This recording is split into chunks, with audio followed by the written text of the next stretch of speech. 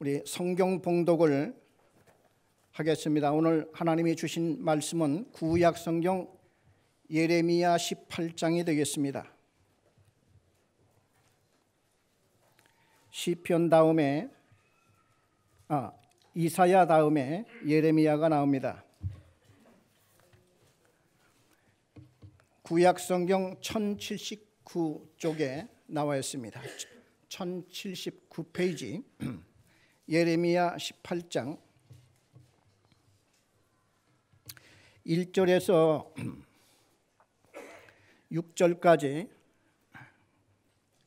6절까지를 읽겠습니다. 여호와께로부터 예레미야에게 임한 말씀이 이르시되 너는 일어나 토기장이의 집으로 내려가라. 내가 거기에서 내 말을 네게 들려주리라 하시기로 내가 토기장이의 집으로 내려가서 본즉 그가 농로로 일을 하는데 진흙으로 만든 그릇이 토기장이의 손에서 터짐에 그가 그것으로 자기 의견에 좋은 대로 다른 그릇을 만들더라. 그때에 여호와의 말씀이 내게 임하니라. 이르시되 여호와의 말씀이니라. 이스라엘 족속아, 이 토기장이가 하는 것 같이 내가 능히 너에게 행하지 못하겠느냐? 이스라엘 족속아, 진흙이 토기장이의 손에 있음 같이 너희가 내 손에 있느니라. 여기까지 말씀을 드리겠습니다. 예레미야는 유대 나라의 마지막 선지자입니다. 그 이스라엘 백성이 구약 성경을 보면은 하나님의 맨 처음에 아브라함을 부르신 그 이유가 이스라엘을 만들기 위해서 아브라함을 부르십니다. 하나님께서는 아브라함을 불러서 이 땅 위에 많은 민족과 사람이 이미 있지만도 하나님의 나라를 대신하고 대변할 수 있는 이런 한 나라를 하나님은 만들기로 계획을 세우시고 그 중에 가장 믿음이 좋았던 아브라함을 불러서 그 아브라함도 특별히 육신의 힘으로 자식을 낳는 그런 자식 말고 하나님께서 주실 수 있는 그 아들을 낳게 해서 그 아들로 통하여서 이스라엘을 만들려고 하신 분이 하나님이었습니다. 그래서 우리가 그 아브라함이나 이삭이나 야곱을 가만히 읽어보면은 그분들도 다 같은 이 땅 위에서 우리와 똑같이 하루 세 끼 밥을 먹고 사는 인간이었지만도 하나님께서는 그들을 불러서 어떻게 하나님이 계획하시는 바를 그들과 함께 이루어 나가시는가, 이것을 우리는 보고 알기 위해서 성경을 읽는 것입니다. 하나님께서는 아브라함을 불러서 아들과 그리고 고향을 떠나서 이 땅으로 들어가라 한 그 땅이 가나안 땅이었는데 그 아브라함의 자손들이 오늘날 이스라엘 사람들이고 그 가나안 땅이 지금도 이스라엘 땅이 되어 있습니다. 참 다행스러운 것은 우리 세대에도 이렇게 이스라엘이라는 하나님의 애초에 만들었던 그 나라가 존재한다는 것, 이 자체가 우리에게 얼마나 큰 은혜가 되고 또한 실물 교육이 되고 있습니다. 그런데 이러한 귀한 아브라함의 후손들 이스라엘 백성들이 어쩌다가 나중에는 나라가 두 쪽으로 갈라져서 우리 한국과 같이 남북으로 갈라져서 북쪽에는 이스라엘, 남쪽은 유대 나라 이렇게 되다가 이스라엘 나라는 어느 날 아수르라고 하는 나라에 멸망당해서 없어집니다. 그래 이스라엘 10지파는요 사실상 그때 다 없어진 거예요. 그리고 남은 두 지파만 남았는데 이게 유대 나라였습니다. 하나님이 특별히 다윗을 사랑해서 다윗의 가문에 의한 이러한 나라가 유대 나라였고 그 나라 수도가 예루살렘이었고, 그런데 이 나라도 바벨론 나라에게 망합니다. 바벨론 나라에게 망하기 전에 하나님께서 선지자를 여러 명 보냈고, 그리고 그 중에 가장 마지막으로 보냈던 선지자가 예레미야입니다. 예레미야는 이 유대 나라가 망하지 않는 길을 끊임없이 하나님으로부터 그 말씀을 받아서 왕에게 전하고 고관들에게 전했던, 그러나 그들에게 무수히 얻어맞고 핍박을 받았던 선지자가 예레미야였습니다. 하루는 하나님이 예레미야를 불렀어요. 예레미야야, 저 토기장이 집으로 지금 내려가거라. 아마 예레미야가 살던 그 고장에 토기장의 집이 있었던 모양이에요. 그래 예레미야는 급히 그 토기장의 집으로 지금 내려갑니다. 그런데 하나님께서는요, 말씀을 대부분이 주시지만은 때로는 그 말씀을 전하는 선지자나 또 예수님의 그 제자들이나 모두가 인간들이었기 때문에 하나님의 말씀을 받아서 전하는 그 사람들이 좀 더 잘 깨닫고 이해하게 하기 위해서 실물 교육을 시키는 걸 봅니다. 그래 예수님께서도 들의 백합화를 보라, 또 많은 비유로 말씀을 드리기도 하고, 오늘 예레미야에게도 그냥 말씀을 하는 게 아니라 하나님께서는 토기장의 집으로 내려가라, 거기서 내가 너에게 할 말을 내가 주리라. 그래서 예레미야가 급히 내려가는 거예요. 근데 토기장의 집에 내려가 봤더니 열심히 그 농로를 돌리면서 이 토기장이가 진흙 한 덩어리를 갖고 그릇을 빚기 시작을 합니다. 그래 예레미야는 물끄러미 그 토기장이 하는 일을 지금 보고 있는데 아차 하는 순간에 그만 이 그릇이 그냥 터져버렸어요. 그러니까 이제 실패한 거죠. 그러더니만 이 토기장이가 그 흙덩어리를 버리는 게 아니라 그 흙덩어리를 다시 이기기 시작을 합니다.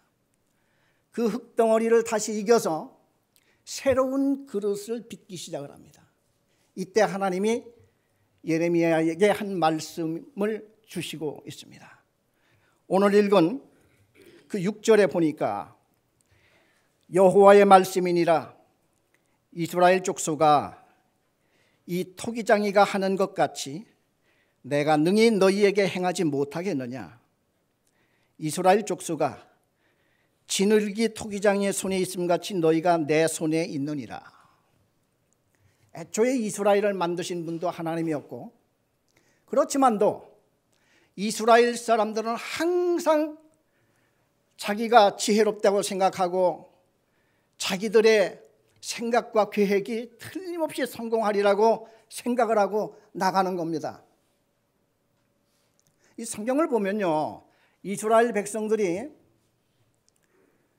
자기들이 늘 하나님의 말씀에 따라서 그 율법에 순종을 하고 이 말씀에 이렇게 순종하며 나아갈 때는, 한마디로 하나님과 동행을 하게 될 때에는 사실상 무엇인가 부족한 것 같으면서도 결과를 보면은 언제나 무언가 이루어지고 이스라엘 나라가 자기도 모르는 사이에 굳건하고 강건하는 이러한 역사를 우리가 보게 되고, 그런데 차츰차츰 이스라엘 백성들이 하나님을 잊어버리고 자기의 계획과 뜻대로 해나갈 때에 항상 자기도 모르는 사이에 함정에 빠져 있고 괴로움을 당하고 이런 일들이 벌어지는 것입니다. 그래서 하나님께서는 지금 위기에 처한 유대 나라 이 백성들에게 하나님이 예레미야를 통해서 너희들이 내 손에 있어. 진흙 한 덩어리가 토기장의 손에 있는 것 같이 잘못되면은 다시 내가 만들 거야. 그런데요, 로마서 9장에 가니까 바울이 이런 말을 했습니다. 이스라엘뿐만 아니라 우리도 유대인이나 이방인이나 하나님의 부름을 받은 모든 사람들이 다 하나님의 손 안에 있다 이거예요. 우리 다 같이 로마서 9장 24절을 한번 찾아보겠습니다.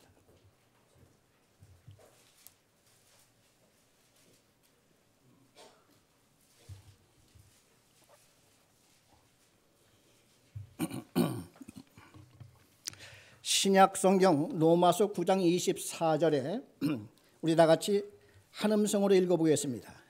이 그릇은 우리니 곧 유대인 중에서뿐 아니라 이방인 중에서도 부르신 자니라. 그러니까 하나님께서는 하나님을 통하여 또 예수를 통하여 우리 구원받은 백성들, 우리 교회에 나와서 교회의 회원이 되고 또 주 안에서 열심히 충성 봉사하는 우리들 모두가 다 하나님 안에서 빚어나가는 하나의 진흙덩어리와 같다고 하는 그 얘기입니다. 그러나 하나님이 그 진흙을 가지고 우리를 빚는 이유가 무엇입니까? 우리를 하나님이 사용하는 그릇으로 삼기 위해서 그러신다는 거예요. 그러니까 이 땅에 살면서 우리가 덧없이 아무 보람 없이 이렇게 사는 이런 인생을 사는 게 아니라 하나님이 우리를 불러서 큰 그릇이건 작은 그릇이건 금 그릇이건 질 그릇이건 상관없이 우리에게 합당한 그릇을 만들어서 이 그릇을 가지고 하나님이 원하시는 곳에 사용하기 위해서 우리를 만들어 가신다는 그 얘기입니다. 얼마나 귀한 말씀입니까?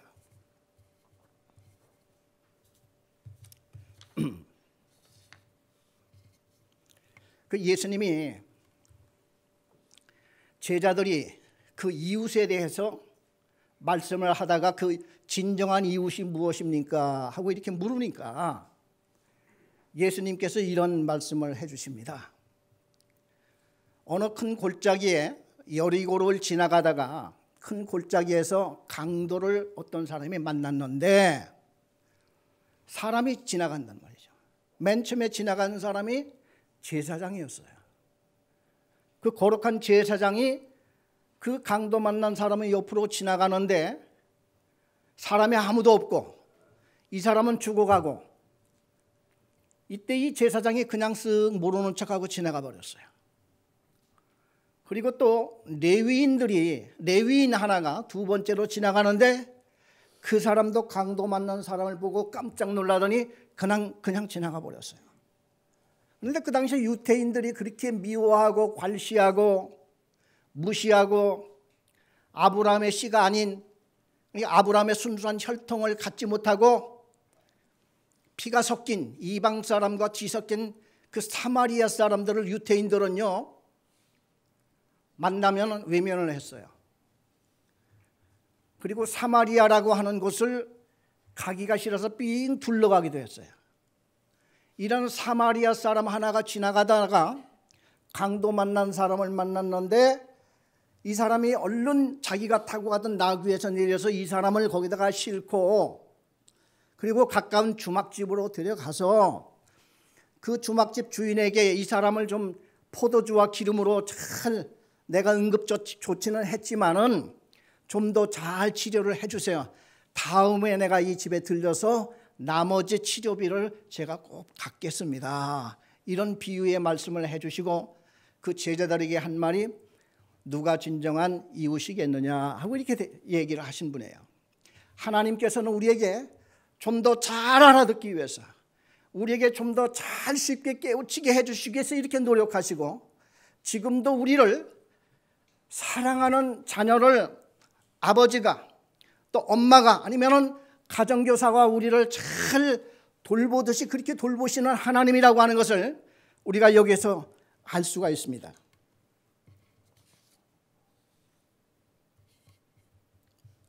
한 번은 예수님이 제자들에게 이렇게 질문을 했습니다.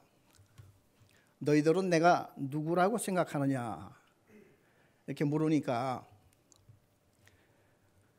베드로가 나서서 주는 그리스도시요 하나님의 아들이로소이다 하고 이렇게 대답을 하니까 예수님이 너무 기뻐하시면서 바요나 시몬아 네가 지금 이 한 대답은 내 혈육에서 나온 게 아니야. 이건 하나님이 주신 것이로구나. 이렇게 칭찬을 해줬습니다. 그런데요 조금 있다가 예수님이 또 무슨 말씀을 하는고 하니 내가 이제 너희들과 함께 지금 예루살렘으로 올라가는데 나는 예루살렘에 올라가면 고관들에게 붙들려서 나는 많은 고난을 받다가 십자가에 못 박혀 나는 죽게 된다. 그리고 사흘 만에 나는 살아나게 될 것이다. 이제 이 얘기를 하니까 금방 예수님은 그리스도시요 살아계신 하나님의 아들이로소이다 하고 대답했던 이 베드로가 예수님한테 탁 다시 나타나서 예수님 왜 그런 말씀을 다 하십니까? 예수님이 죽기는 왜 죽어요? 아니 그렇지 않습니다 예수님 하면서 예수님을 위로하고 예수님의 가는 길을 좀 말리려고 하는 막 그런 입장 속에서 얘기를 하니까 아까까지 그렇게 웃음을 머금고 칭찬하던 예수님이 완전히 정면으로 베드로를 진노한 얼굴로 바라보면서 사탄아 물러가라. 네가 하나님의 일은 생각지 아니하고 인간의 일을 생각하는구나. 이런 말씀을 하십니다.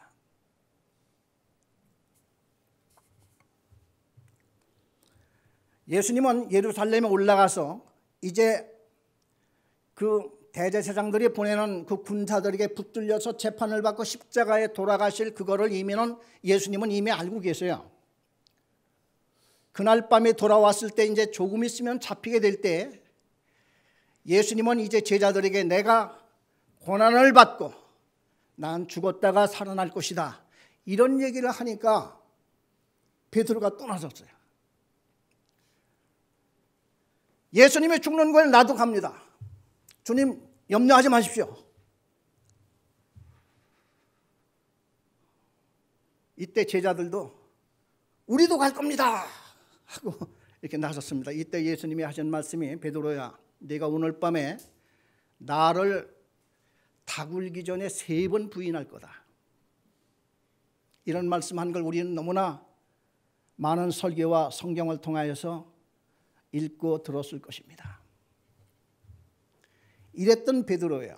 베드로의 신앙 고백이 나오고 베드로의 실수가 나오고 지금 복합적인 이러한 그 베드로의 모습을 보면서 결국 베드로는 예수님 말씀대로 예수님이 붙들려니까 멀찌감치 그 예수님 뒤를 따라가면서 예수님이 대제사장 뜰에 사로잡혀서 이리 끌리고 저리 끌리면서 재판을 받을 때 베드로도 모르는 척하고 사람들 틈에 끼어서 모닥불을 이렇게 피워놓은 그곳에 불도 쬐기도 하고 이러고 있을 때에 어느 여자아이가 소리를 질립니다. 저 사람도 예수님이 제자였던 것 같아요 하니까 베드로가 깜짝 놀래서 내가 언제 예수님의 제자였냐? 알지도 못한다 하고 이제 대답을 하는데 3번이나 그렇게 나중에는 막 저주까지 하면서 부인을 한 거예요. 조금 있다가 새벽이 되어서 닭이 울읍니다. 베드로는 예수님의 말씀이 기억이 나서 저 멀리 떨어져서 혼자 엉엉 울면서 회개를 합니다. 자, 예수님의 말씀이 기억이 난다 이거예요. 가룟 유다는 예수님의 말씀 기억 안 났을까요? 우리는 항상 죄를 짓거나 죄를 짓고 난 후에 예수님의 말씀이 기억이 날 겁니다. 그럴 때 우리는 어떻게 해야 되겠는가? 한 가지 잊지 말아야 할 것은 하나님은 언제라도 회개하는 사람을 물리친 적은 없습니다. 그 가룟 유다가 만일 자살하지 아니하고 가룟 유다가 자살을 왜 했겠어요? 베드로는 닭 울기 전에 예수님이 하신 그 말씀이 생각이 났어요. 가룟 유다가 자살을 한 이유가 뭘까요? 자기가 예수님을 팔아먹고 3년 동안 제자라고 따라다녔던 자기 자신을 바라볼 때에 얼마나 한심스럽고 얼마나 괴롭고 그 돈 몇 푼 있으면 뭐 하겠습니까? 이때에 가룟 유다가 에이씨 양 죽어야지. 이건 회개가 아닙니다. 이 생명도 하나님이 주신 것이고 자기 생명을 해하는 것도 남의 생명을 해하는 살인죄와 마찬가지입니다. 그래서 이 가룟 유다는 영영 돌이킬 수 없는 지옥길로 스스로 행한 거예요. 여러분, 성령님이 오셔서 우리에게 오늘도 진리의 영이라 하나님의 말씀으로 우리에게 늘 도전을 하시고 하나님의 말씀으로 우리에게 늘 말씀을 하고 기억나게 하시는 거예요. 자, 그런데 예수님이 실제로 십자가에 못 박혀 죽으시고 그리고 사흘 만에 부활을 하시고 이 땅 위에 40일 동안 계시는 동안에 마지막으로 찾아간 사람들이 갈릴리 바닷가에서 해변에서 갈릴리 호수에서, 이 성경에는 바다로 이렇게 나왔는데 그 당시에는 바다로 알았던 모양이에요. 사실 호수입니다. 갈릴리 호수에서 고기를 잡고 있던 예수님의 제자들 7, 8명이 모여서 고기를 밤새도록 잡고 있는데 그 갈릴리 호수는 너무나 맑아가지고 낮에는 고기가 안 잡힌대요. 그래 밤에 가서 이들이 고기를 잡습니다. 밤새도록 한 마리를 잡지 못하고 이제 동이 터 올라올 때에 그물을 걷어서 가려고 할 때 예수님께서 그 갈릴리 해변가에서 딱 계신 거예요. 기다리고 계신 겁니다. 이때 제자들을 불러 모아놓고 구워놓은 떡과 고기를 같이 먹으면서 마지막으로 부탁한 것이 그 위대한 사명이라고 우리는 그렇게 얘기를 하는데, 이때 예수님이 베드로 이름을 부릅니다. 베드로가 예수님을 부인하고 모른다고 소리를 치고 했던 때가 불과 한 달 정도밖에 안 됐을 그때일 겁니다. 생생히 기억하겠죠. 가룟 유다는 이미 목매어 이제 죽었고 지금 상황이 이렇게 되었습니다. 이때 예수님이 나타나서 베드로에게 묻습니다. 베드로야, 네가 나를 사랑하느냐? 하고 물으니까 예 주님, 제가 주님을 사랑합니다. 그러면 내 어린 양을 치라. 하나님이 우리를 부를 때에 두 가지 큰 역사가 있습니다. 첫째는 구원받는 역사이고 두 번째는 하나님이 우리에게 주시는 사명의 역사입니다. 베드로가 예수님이 내가 누구냐 했을 때 주는 그리스도이시요 살아계신 하나님의 아들이로소이다 하고 고백을 했을 때 이미 하나님의 콜링을 받은 사람입니다. 여러분들도 아마 이미 주님의 부르심을 받고 예수님의 피로 말미암아 내 죄 사함을 받고 하나님의 백성이 되었다고 하는 이런 구원의 확신을 다 갖고 있는 분인 줄 믿습니다. 이것은 이미 여러분들이 하나님께서 부름을 받은 거예요.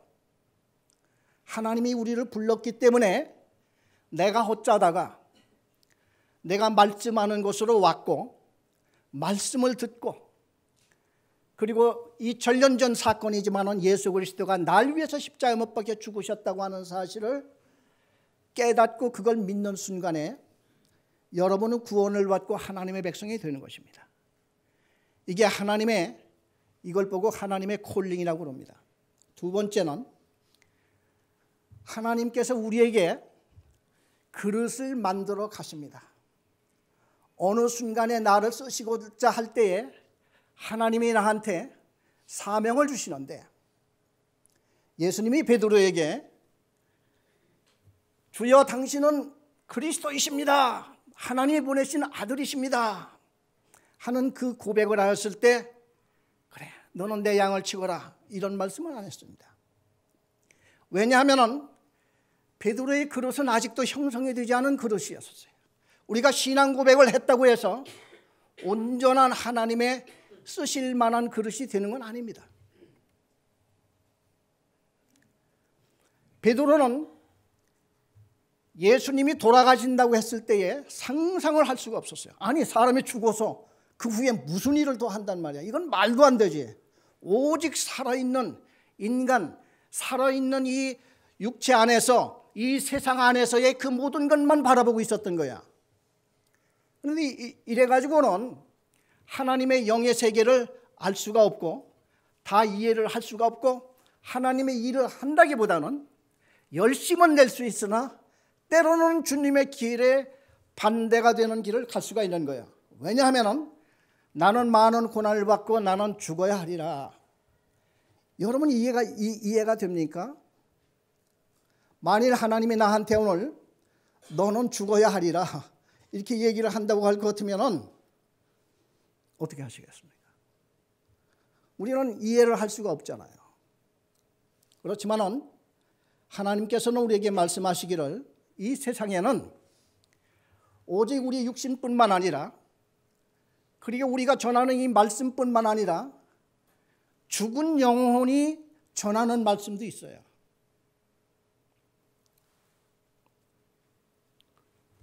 우리는 대부분이 하나님의 일을 하다가 완성치 못하고 가는 사람들의 이야기를 많이 듣습니다.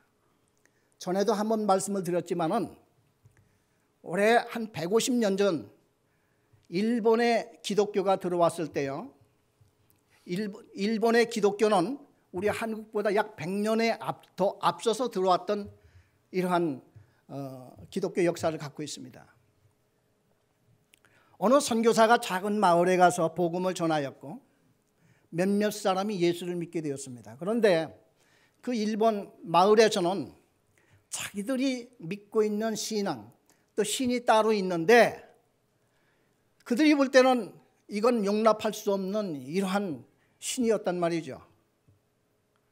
그래서 이 선교사와 그리고 가장 잘 그를 따르면서 신앙생활을 하려고 했던 동네 사람 중에서 그 주동자, 예수 믿는 데의 주동자를 둘을 잡아서 그 나무에 딱 매달고서 나무를 그 해변가에 두 기둥을 박았는데 그 동네는 물이 빠졌다가 들어올 때는 엄청난 이 밀물 썰물의 그 차이가 컸던 모양이에요.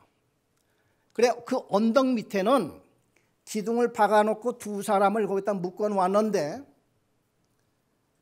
이 동네 사람들이 하는 말이 지금이라도 예수를 믿지 않겠다고 하면 풀어줄 것이다. 이렇게 얘기를 하는데 이 두 사람은 지금 물이 차오를 때까지 묶여서 그냥 있는 거예요.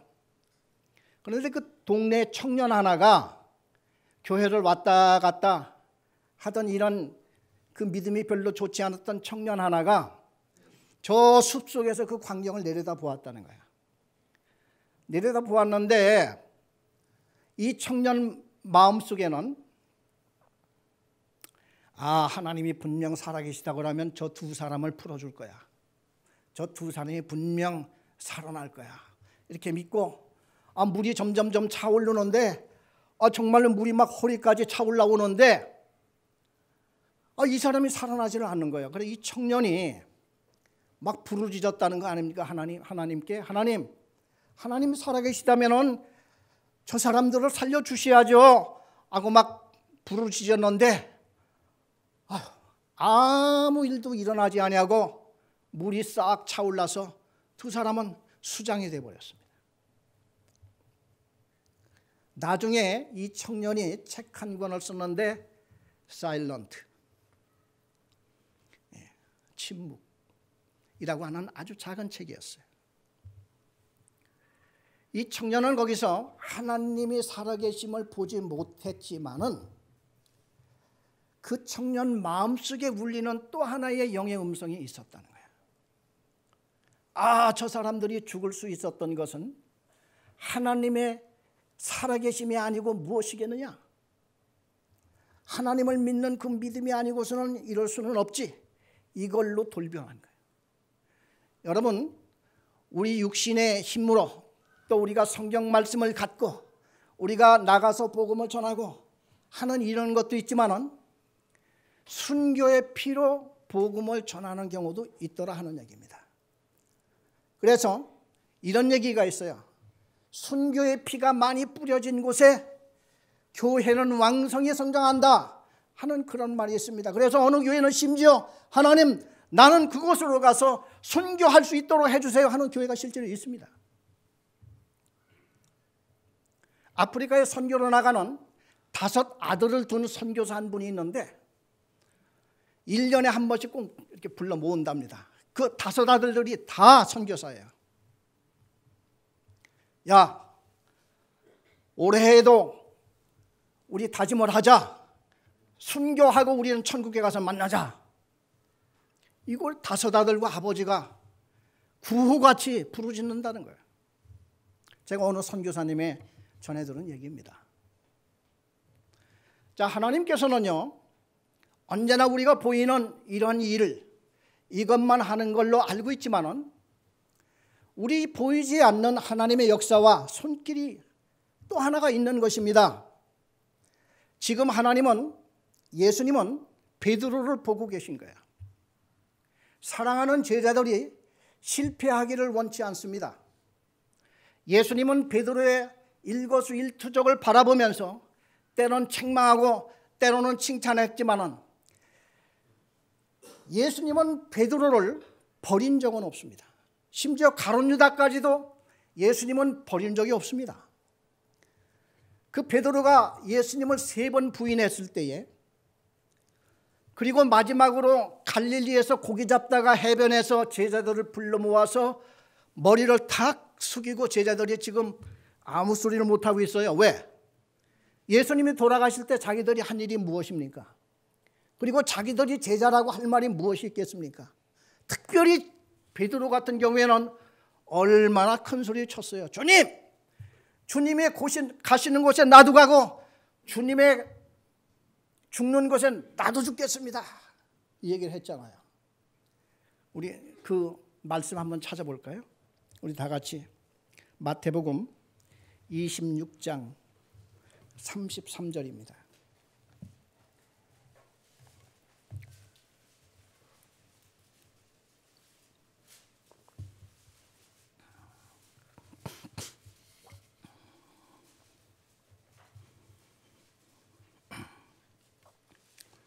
마태복음 26장 33절에서 35절까지 다 같이 한음성으로 읽겠습니다. 베드로가 대답하여 이르시되 모두 주를 버릴지라도 나는 결코 버리지 않겠나이다. 예수께서 이르시되 내가 진실로 내게 이르노니 오늘 밤 다 굴기 전에 내가 3번 나를 부인하리라. 베드로가 이르되 내가 주와 함께 죽을지언정 주를 부인하지 않겠나이다 하고 모든 제자도 그와 같이 말하니라. 자, 이렇게 말했던, 큰 소리 쳤던 제자들, 그렇게 예수님 앞에 다짐하고 의리하고 주장했던 이 사람들이 실상 딱 위기가 처하니까 다들 나서지 못하고 있다가 예수님을 만난 거야. 예수님을 만났을 때에 제자들이 무슨 얼굴을 어떻게 들고 있겠습니까? 이때 예수님이 베드로를 부릅니다. 이 말씀이 우리 다 같이 요한복음 21장 15절에 가보겠습니다.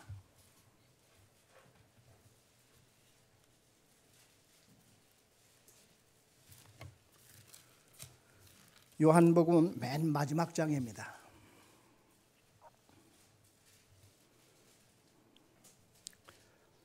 (21장 15절) 한 절만 읽어보겠습니다. 그들이 조반 먹은 후에 예수께서 시몬 베드로에게 이르시되 요한의 아들 시몬아 내가 이 사람들보다 나를 더 사랑하느냐 하시니 이르되 주님 그러하나이다. 내가 주님을 사랑하는 줄 주님께서 아시나이다. 이르시되 내 어린 양을 먹이라 하시고. 네. 예수님이 묻습니다. 네가 나를 사랑하느냐? 이때는요 베드로가 예수님이 죽으심으로 모든 상황은 끝날 걸로 믿었어요. 예수님을 장사하심으로 함으로 이제 모든 계획과 모든 상황은 끝났구나. 그리고 그 베드로뿐만 아니라 그 당시 제자들의 가장 큰 고민은 무엇이냐면은 예수님이 살아났잖아요. 살아났는데 자기들의 제자 역할을 계속 하느냐 마느냐, 이게 문제였어요. 왜냐하면 예수님이 살아나기는 했지만은 5분도 안 돼서 또 없어지는 거야. 이러니 어떻게 예수님의 제자를 합니까? 예전에는 3년 동안 밤이고 낮이고 같이 잠자고 같이 밥 먹고 같이 귀신 쫓아내고 같이 전도하고 떡 5개와 물고기 떡 5개와 물고기 2마리를 가지고 5,000명을 먹일 때 옆에서 수발 들고 했던 이 제자들이 예수님이 부활을 하셨어요. 지금 했는데도 불구하고 함께 계시지 않는 거예요. 어쩌다 한번 예수님 제자들한테 딱 3번 나타났어요. 40일 동안. 이게 마지막이에요. 이런 예수님을 어떻게 우리는 이제 제자 노릇을 할 것인가, 이게 고민이에요. 그래 갈릴리 출신 제자들이 베드로 집에 모여서 밤새도록 고민을 한 얘기가, 토론 주제가 뭐였겠어요? 어떻게 할 거냐? 제자 여기서 흩어질 거냐? 아니면은 계속 할 거냐? 이거였습니다. 이 사람은 믿음이 없어서요? 뭘 어떻게 해야 좋을 줄을 모르는 거예요. 이런 상황에 우리 많이 부닥치지요.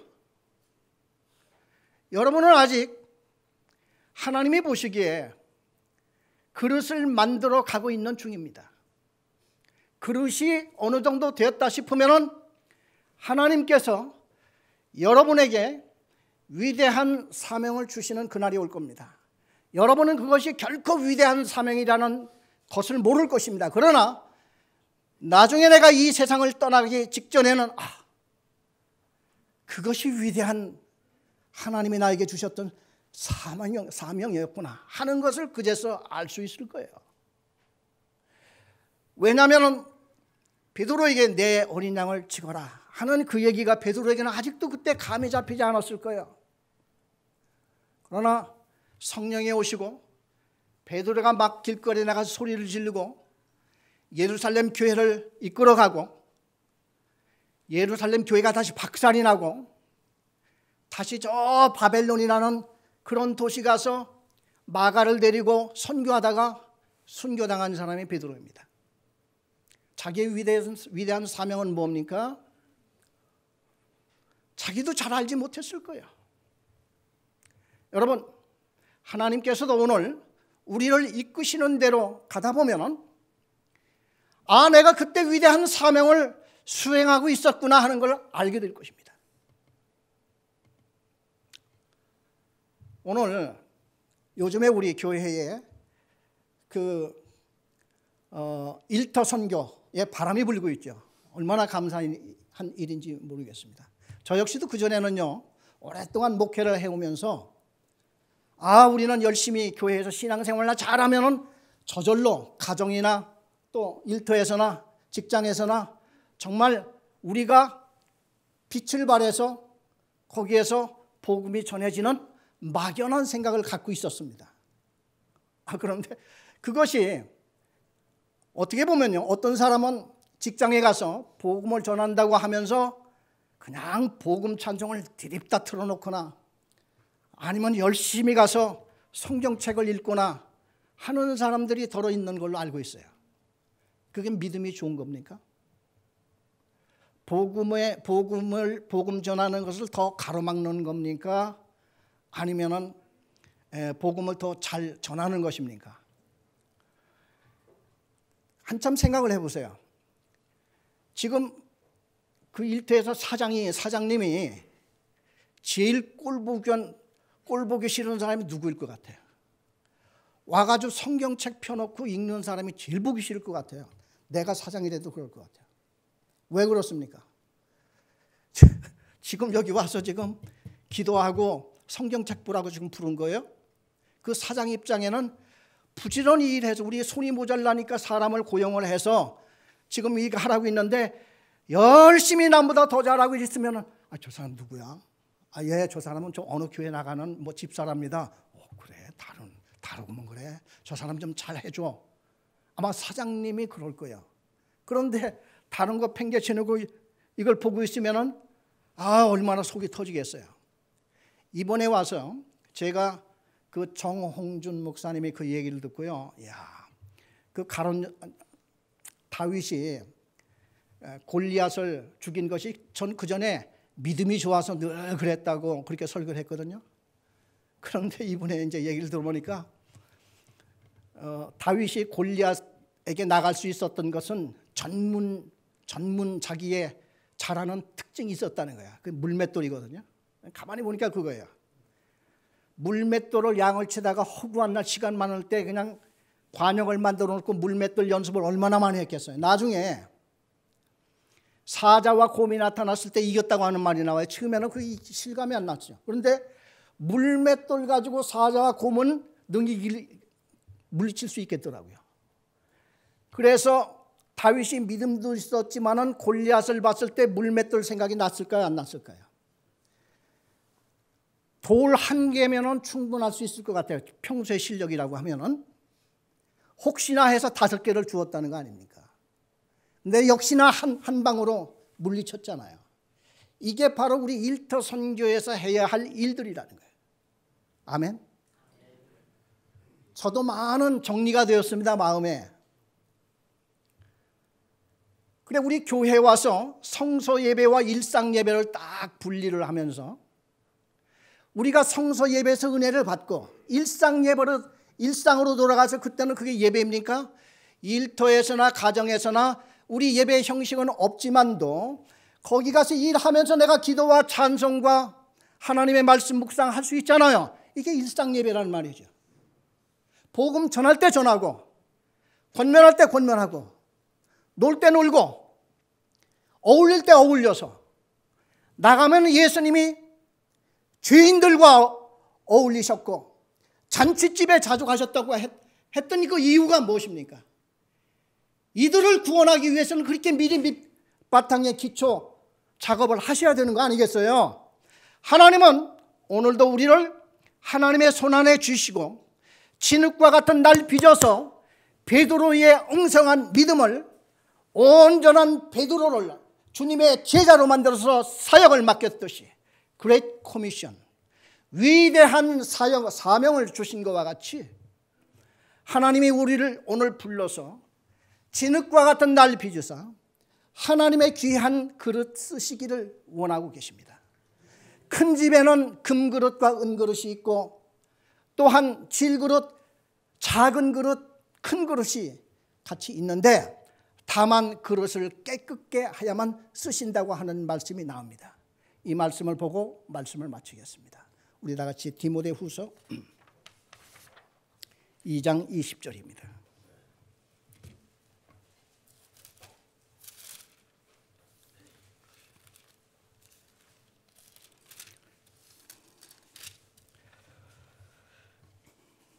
(344쪽) 신약성경 344쪽 우리 다 같이 디모데후서 2장 20절을 읽고서 마치겠습니다. 큰 집에는 금그릇과 은그릇뿐 아니라 나무그릇과 질그릇도 있어 귀하게 쓰나니 그러므로 누구든지 이런 것에서 자기를 깨끗하게 하면 귀히 쓰는 그릇이 되어 거룩하고 주인의 쓰심에 합당하며 모든 선한 일에 준비함이 되리라. 우리 다 같이 기도하시겠습니다.